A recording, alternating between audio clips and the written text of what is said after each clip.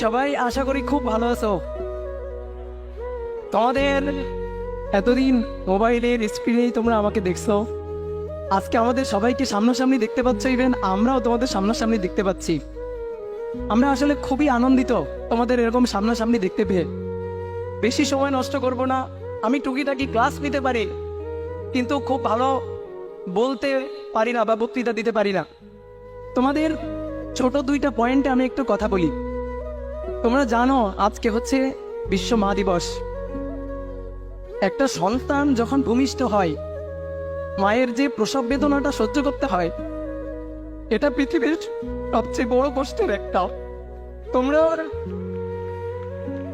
সবসময় দেখবা মা এই প্রসব বেদনাটা সহ্য করার পরেও হাসি মুখে এটা মেনে নেয়। তোমার হাজার দেওয়া কষ্ট সবকিছুই মা হাসি মুখে মেনে নেয়।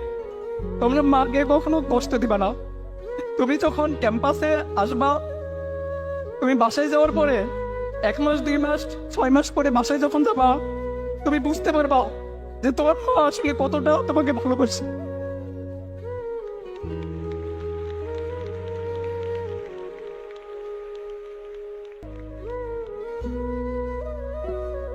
সবসময় মা বাবার খেয়াল রাখবা।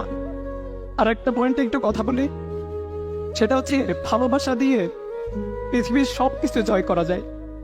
হেট স্পিচ বা ঘৃণা এটা পারে না। হেট স্পিচ বা ঘৃণা সংঘাত বাড়ায়। পৃথিবীময় সংঘাতের এই একটাই হচ্ছে উৎস। এই জিনিসটাকে আমরা চাইলে ভালোবাসা দিয়ে দূর করতে পারি।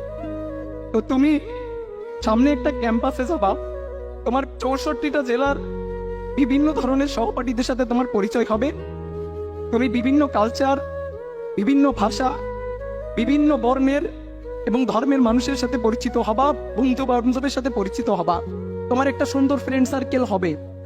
তুমি কখনো এই ফ্রেন্ড সার্কেলের জন্য কষ্টের কারণ হয়ে দাঁড়াবা না।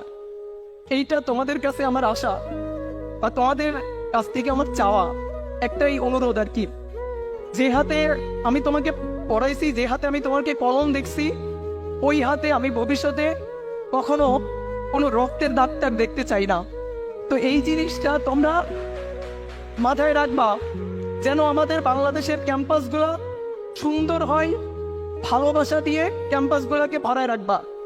সবসময় চেষ্টা করবা কোনো একটা বন্ধুর বা কোনো একটা সহপাঠীর কিভাবে সামান্য হলেও উপকার করা যায়। সবসময় চেষ্টা করবা তার পাশে দাঁড়ানোর। তার প্রতিকূলতা হওয়ার বা বাধা হওয়ার কখনো চেষ্টা করবা না। হয়তো সাময়িক লাভ পাবা কখনো কখনো, কিন্তু একটা লং রানে গিয়ে তোমার ভবিষ্যতে একটা বড়সড় ধাক্কা খাবা এবং একটা সময় মনে হবে যে তুমি আসলে অনেক বড় একটা ভুল করে ফেলছো। তো এই কারণে সবসময় নিজেকে ধরে রাখবা এবং সবসময় ধর্মের পথে থাকবা, সৎ পথে থাকবা, প্রেয়ারের মধ্যে থাকবা। দেখবা লাইফটা অনেক সুন্দর। যদি কখনো হতাশা লাগে, মা বাবার সাথে কথা বলবা আর ঈশ্বরের সাথে কথা বলবা, দেখবা এই হতাশাটা কেটে যাবে। সবার জন্য শুভকামনা, সবার জন্য ভালোবাসা। ধন্যবাদ সবাইকে।